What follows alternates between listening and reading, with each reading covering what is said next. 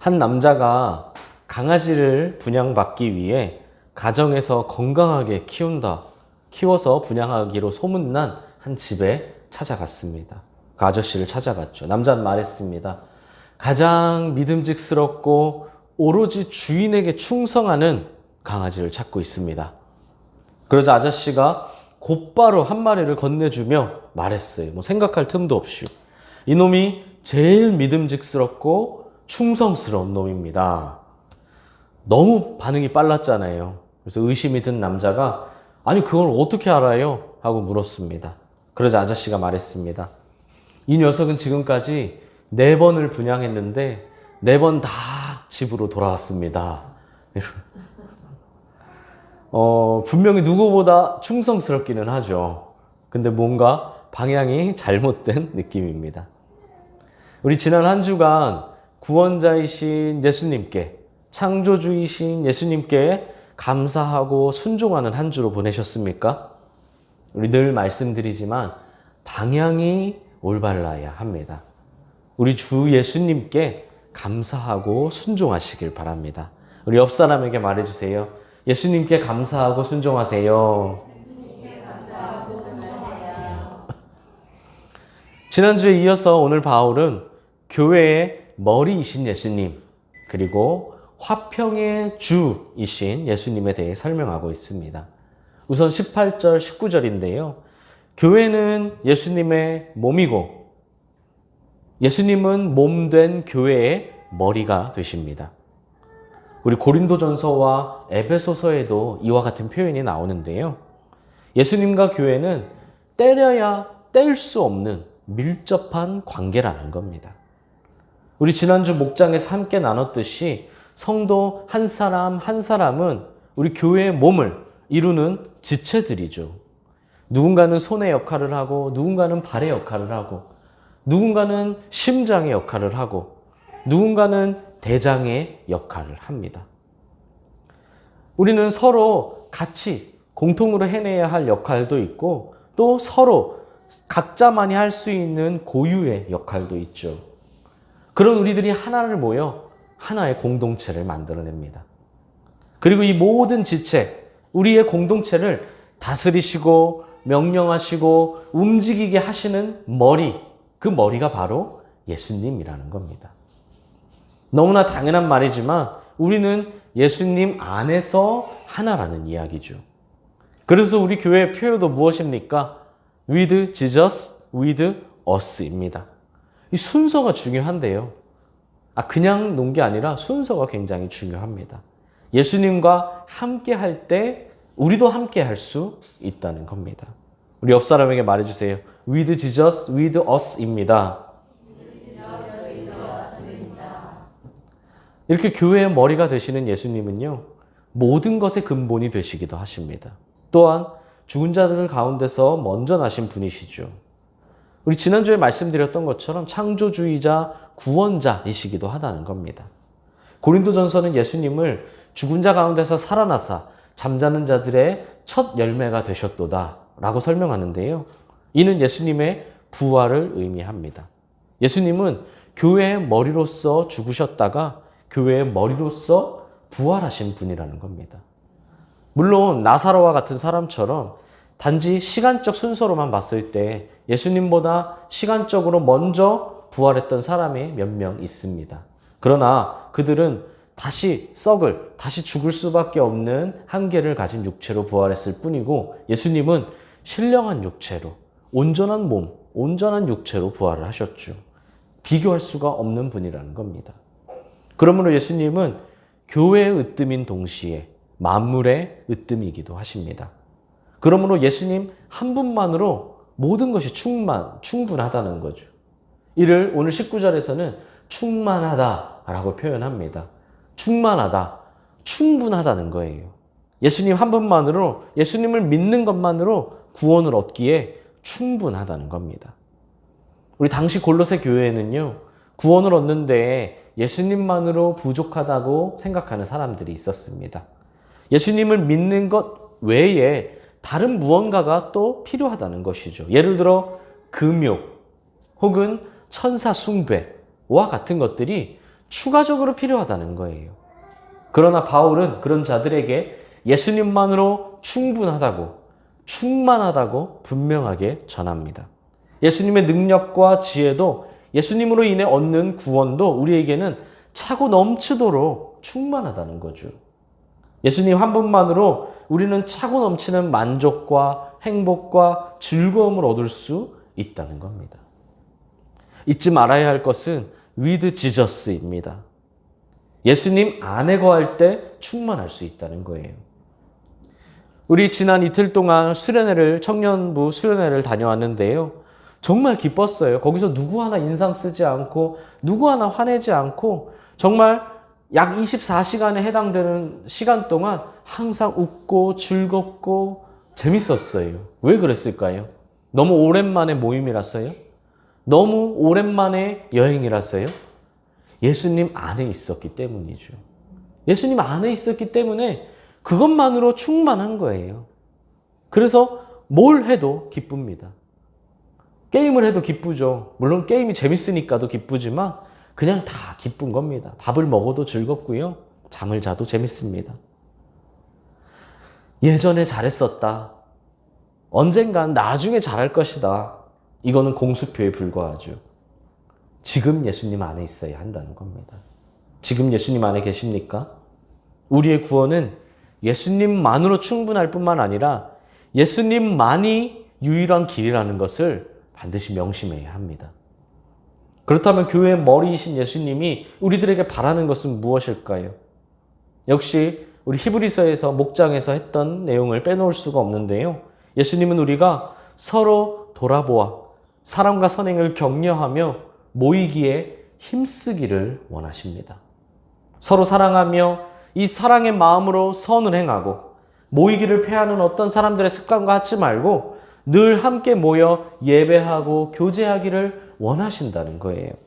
이것이 천국 공동체, 교회 공동체이기 때문입니다. 우리는 사랑과 선행을 혼자 이루어가지 않습니다. 여러분, 혼자 사랑하고요, 혼자 선을 행하는 것이 무슨 의미가 있습니까? 내가 산속에 혼자 들어가서 나는 모든 걸 다 사랑해. 자연 만물을 사랑해. 나 혼자 어디 깊숙한 곳에 아무도 살지 않는 곳에 가서 난 혼자 선을 베풀며 살겠어. 이게 대체 무슨 의미가 있어요? 사랑도 선행도요, 서로를 향해야 하는 겁니다. 그때 비로소 사랑이 되고 선행이 되는 것이죠. 머리이신 예수님의 뜻에 따라 우리 각 지체가 서로 늘 동행하고 늘 사랑하고 선을 행하는 그런 공동체가 되어야 한다는 거예요. 그러므로 모임을 가볍게 여기지 마십시오. 우리 교회 안에 있는 모임을 가볍게 여기는 자를 하나님도 가볍게 여기실 겁니다. 우리는 나쁜 사람이 있고요, 선한 사람이 있어요. 둘 중에 누구에게 더 많은 영향을 받을까요? 정답을 알고 있는 사람도 있습니다. 나쁜 사람이 있고요, 선한 사람이 있어요. 내 주위에.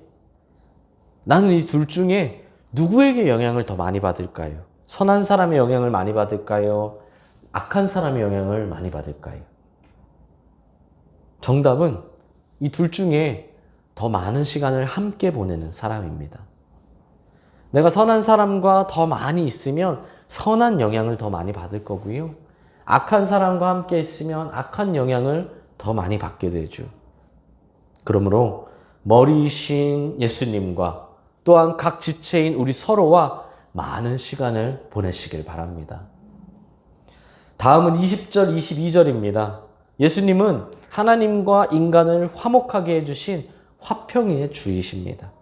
여기서 빠질 수 없는 것이 가장 먼저 언급된 예수님의 십자가의 피이죠. 예수님의 죽으심이 있었기 때문에 우리가 화목해 될 수 있었다는 겁니다. 성경은 이렇게 말합니다. 첫 번째 사람인 아담의 불순종으로 하나님과 우리가 원수가 되었고, 두 번째 사람인 예수님의 순종으로 하나님과 우리가 화평케 되었다고 말입니다. 물론 이를 위해선 반드시 대가가 필요합니다. 세상에는 공짜가 없기 때문이죠. 여러분, 진짜 세상에 그 어떤 것도 공짜가 없습니다. 무엇이든 대가가 필요하죠. 그 우리의 구원을 위해 예수님은요, 피를 흘리셨습니다.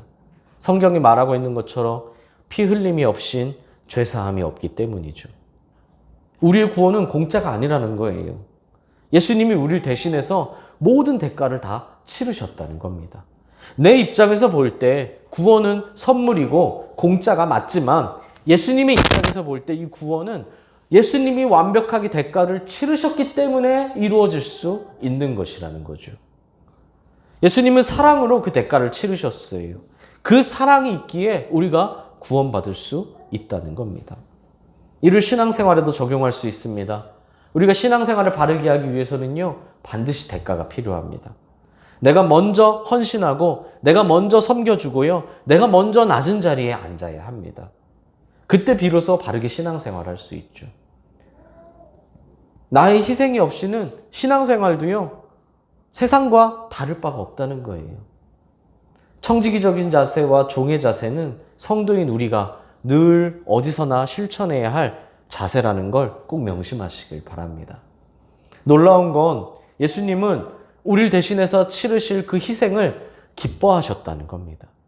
그냥 억지로 어쩔 수 없이 하면서도 한숨과 짜증을 내며 하셨던 게 아니라 기꺼이 기뻐하셨어요. 하나님과 우리가 화해하기를 간절히 소망하셨고 그 간절한 바람이 있었기에 대속적인 죽음이 가능했습니다. 모든 계획과 순종은 다 예수님이 하시고 모든 혜택은 다 우리가 받게 되었다는 거죠. 그러므로 성도라면 이것을 굉장히 소중히 여길 줄 알아야 합니다. 성도의 구원은 단지 내가 예수를 믿습니다, 예수님 믿어요, 예수 내 구주, 이 한마디 했다고 끝나는 것이 아닙니다. 믿음은요, 구원은요, 그렇게 가벼운 것이 아니에요. 죽기 전에 그냥 예수 내 구주 한마디 했다고 천국 갈 수 있는 것이 아니라는 거죠. 구원의 확신을 갖는 건 너무나도 중요하지만 지나친 구원의 확신은 교만입니다. 우리 매일 성경에서 히브리서를 묵상할 때도 시작할 때도 제가 말씀드렸지만 성도는 아무렇게나 살아도 구원받을 것이다 라고 생각하는 건 희망이고 상상입니다. 성경은 절대 그렇게 말하지 않습니다. 성경은 우리가 두려워해야 할 건 세상이 아니라 하나님이시라고 분명히 말합니다. 하나님에 향한 두려움을 갖고 사는 것이 성도에겐 필요하다는 것이죠. 그렇다면 달라야 합니다. 우리 21절과 22절에서 발견할 수 있는 깨달음인데요. 21절에서 한 단어, 22절에서 한 단어씩을 찾아내시면 됩니다. 무엇일까요? 21절에선 전에이고요. 22절에선 이제는 입니다. 전에는 하나님과 원수였지만 이제는 하나님의 자녀가 되었다는 거예요. 전에는 죄에 속박된 죄의 종이었지만 이제는 죄에서 자유한 거룩한 청지기가 되었습니다. 전에는 우리 마음에 욕심과 교만이 가득했지만 이제는 섬김과 겸손으로 가득해졌습니다. 할렐루야. 근데 이게 반대인 사람이 있어요. 얼마나 안타까워요. 원수가 자녀가 되고 교만이 겸손이 되어야 하는데 자녀가 원수가 되고 겸손이 교만이 되려는 사람들이 있습니다. 이유는 많죠.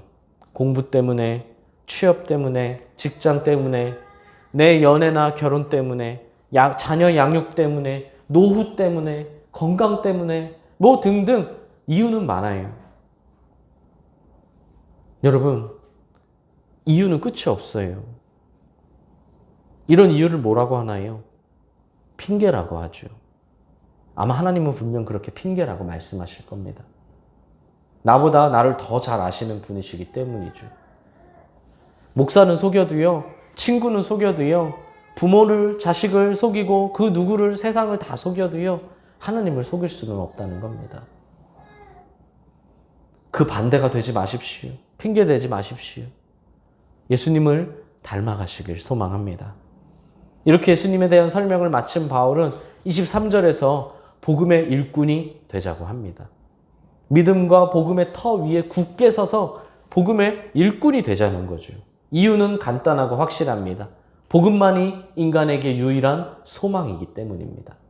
그러므로 세상의 그 어떤 시험과 유혹 가운데서도 흔들리지 말자고 합니다. 왜 흔들리지 말라고 할까요? 흔들리고 있기 때문이죠. 흔들리지 않고 있으면 흔들리지 말라고 할 필요가 없어요. 근데 흔들리고 있기 때문에 흔들리지 말라고 합니다. 믿음으로 굳게 서자는 겁니다. 당시 골로새 교회 성도들은요, 에바브라를 통해 전해 들은 이 복음이 과연 우리들에게 진정한 구원과 영생에 대한 약속을 보장해 줄 수 있는지 의심이 생기기 시작했습니다.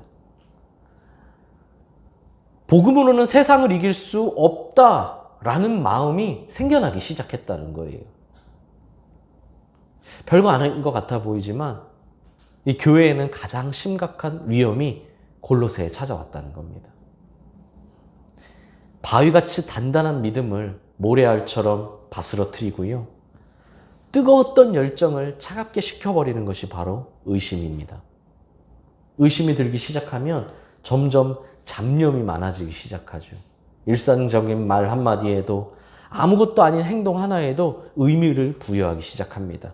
그럴 때 자연스럽게 드는 대부분의 생각들은 부정적인 쪽으로 흐르게 됩니다. 결국 어떤 선택을 합니까? 스스로 강하디 강한 시험에 빠지고 맙니다. 혼자 마음을 닫아버리죠. 옆에서 도와주려고 아무리 노력을 해도요, 오히려 그것조차도 부정적으로 보입니다. 이 문제를 어떻게 해결할 수 있을까요? 너무나 어려운 숙제고 어려운 상황이죠. 그래서 제가 늘 그렇게 동행하자, 함께 하자라고 강조하는 겁니다. 그래서 동행교회라고 하는 거예요. 함께 할 때 이겨낼 수 있고, 함께 할 때 애초에 그런 상황에 빠지지 않게 미연에 방지할 수 있기 때문이죠. 이미 그렇게 빠져버리면요, 거기서 벗어나는 것이요, 정말 딱히 정확한 해결책이 없어요. 힘듭니다. 그래서 그 전에 동행하자는 거예요. 그래서 지난 2년의 시간이 우리에게 참 아픔이 됐죠. 코로나로 인해 함께하지 못한 것이 아직도 그 여파가 남아있어요. 잃어버렸거나 잃어버릴 위기에 처한 것들이 지금 여전히 남아있다는 겁니다. 바울은 성도들에게 복음의 일꾼이 되자고 했죠. 그러기 전에 먼저 자신이 복음의 일꾼이 되었습니다. 일꾼은 주인의 명령을 수행하는 사람, 시중 두는 사람을 의미합니다. 주인의 명령이라면 거기에 절대적으로 복종하고 그 명령을 수행하기 위해서 최선을 다하는 사람, 그 사람이 바로 일꾼입니다. 복음의 일꾼이 되었다는 건 예수님의 뜻에 절대적으로 복종을 하고 예수님의 뜻이라면 내가 최선을 다해 수행하는 사람, 그 사람이 됐다는 겁니다. 한마디로 예수님을 위해 사는 사람이 되었다는 거죠. 누군가는 기분 나쁜 일이라고 생각할 수 있습니다. 그거 좋게 말해야 일꾼이지. 솔직히 냉정하게 말하면 주인에게 절대적으로 복종하고 그 뜻을 위해 사는 건 그건 종 아니야, 종? 맞습니다. 종이 맞죠. 근데 종이 되었으니 기분 나쁜 일인가요? 자존감이 상하는 일인가요? 그렇지 않다는 겁니다. 구원자이시고 창조주이시고 교회의 머리가 되시고 화평의 주가 되시는 예수님의 종, 예수님의 일꾼이 되었다는 것은 영광이라는 겁니다. 그리고 그것이 인간의 창조 목적이죠. 지음받은 목적대로 사는 것이 피조물에게는 가장 행복한 삶이라는 겁니다. 사랑하는 수원동행교회 성도 여러분, 성도를 성도답게 만드는 것은 믿음과 소망입니다. 예수님이 구원자이시고 창조주이시라는 믿음, 예수님이 우리의 몸된 머리이시라는 믿음, 십자가의 피로 죄의 담이 무너지고 우리가 하나님과 화평케 되었다는 이 믿음 안에 거하셔야 합니다. 또한 하나님 나라에 대한 소망을 가지세요. 영생에 대한 확신과 기대를 가져야 합니다. 성도에게 소망이 없다면 절대로 환난과 시련을 이겨낼 수 없습니다. 항상 좋을 때만 있는 건 아니거든요. 살다 보면 성도에게도 어려움이 찾아옵니다. 그것을 이겨내게 하는 것, 그것이 바로 소망입니다. 인간은 늘 미래를 그리는 존재이죠. 내게 중요한 것은요, 지금 당장의 일보다 내일 일어날 일이에요, 사실은요. 그래서요, 예를 들어 결혼을 할 때도요, 언제가 제일 떨리나요? 당일보다도 그 전날이 더 떨립니다. 막상 결혼 당일이 되면요, 그렇게 떨리지 않아요. 면접이나 이런 걸 봐도 어떻습니까? 그 날도 떨리고 두렵지만 사실은 그 전날이 더 그래요. 인간은 늘 미래를 바라보거든요. 어느 요일이 제일 좋습니까? 주일이 제일 좋은가요? 아니죠. 주일보다 금요일이 더 좋아요. 그래서 불금이라고 하잖아요. 왜요? 주일은 내일 일해야 되지만 금요일은 내일 쉬거든요. 그래서 일요일보다 금요일을 더 좋아해요, 인간은요. 미래에 대한 확실한 소망이 우리의 신앙을 지켜준다는 겁니다. 지금 환난 속에 있어도 결국 하나님 나라에서 승리한다는 이 소망을 가지십시오. 이 믿음과 소망은요, 두 바퀴와 같아요. 그래서 이 둘 중에 하나가 고장나면 결국 다른 한쪽도 멈추게 되어 있습니다. 바퀴가 두 개인 수레인데 하나가 고장나서 빠져버리면 그걸 도대체 언제까지 끌고 갈 수 있겠어요? 억지로 끌고 가는 데는 한계가 있다는 거죠. 지쳐 쓰러집니다. 그러므로 믿음도 소망도 가지십시오. 그리고 함께 동행하십시오. 그때 우리가 다 복음의 일꾼이 될 줄 믿습니다. 하나님은 지금 이 순간에도 세상 모든 사람들을 향하여 외치고 계십니다. 우리 모두가 온전한 복음의 일꾼이 되기를 원하시기 때문이죠. 이런 하나님의 열망이 있기에, 사랑이 있기에 우리가 성도가 될 수 있습니다. 내가 가진 믿음은요, 결국 나를 향하신 하나님의 사랑의 증거입니다. 증거를 엉뚱한 곳에서 찾지 마십시오. 내가 믿음이 있다는 것 자체가 절대로 우리를 포기하지 않으시는 하나님의 사랑에서 비롯된 것이라는 겁니다.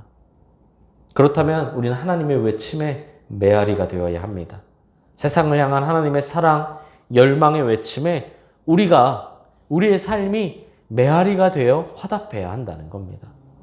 바울처럼 삶으로 증명하는 복음의 일꾼이 되어 하나님의 외침에 화답하는 사람이 되어야 한다는 겁니다. 그래서 우리도 바울처럼 당당하게 나도 복음의 일꾼이 되었습니다 라고 말할 수 있는 사람이 되어야 합니다. 복음을 위해서라면 어떤 희생도 마다하지 않는 삶, 죽음조차 두려워하지 않는 삶, 세상에 아무리 유익한 것이라 할지라도 복음에 방해가 된다면 배설물로 여기는 삶. 한마디로 복음이 전부인 삶이 되어야 합니다. 다른 모든 것들은 복음을 위한 보조수단인 것이죠. 바울은 그렇게 살았습니다. 그래서 그는 스스로도 또 타인에게도 복음의 일꾼이라 불렸습니다. 바울은 그래서 이렇게 말하죠. 복음을 내가 전하지 않으면 나에게 오히려 화가 미칠 것이다. 복음의 일꾼이 되는 삶이란 내 선택이나 여응, 취미가 아니라 의무와 책임을 동반하는 반드시 행해야 할 삶이라는 겁니다. 그럼 누구에게 이 책임과 의무가 있을까요? 바울에게만 있나요? 바울만 특별한 사람인가요? 하나님께 부르심을 받은 모든 사람에게 있습니다. 우리는 다 복음의 일꾼으로 부름받았다는 거죠. 이 복음의 일은요, 목사나 그냥 교회에서 열심히 일하는 몇몇 성도의 일이 아니라 우리 모두의 일이라는 겁니다. 복음의 일꾼이 되십시오. 내가 복음의 일꾼이라는 강한 자의식과 책임감을 가지십시오. 교회의 부흥도 놀라운 역사도 그때 일어납니다. 한번 보십시오. 나중에 과연 누가 승리자일지 말입니다. 복음을 위해 사는 사람, 자신을 위해 사는 사람, 한번 5년, 10년, 20년 뒤에 보십시오. 시간이 많이 지날수록 많은 차이가 나 있을 겁니다. 복음의 일꾼은 이 땅에서도 승리하지만 하늘에서는 더더욱 승리하기 때문이죠. 그러므로 복음의 일꾼 되시길 바랍니다. 옆 사람에게 말해주세요. 복음의 일꾼이 되세요. 그래서 우리 수원 동행교회에는 이 복음의 일꾼이 가득한, 충만한, 넘치는 우리 교회가 되기를 원합니다.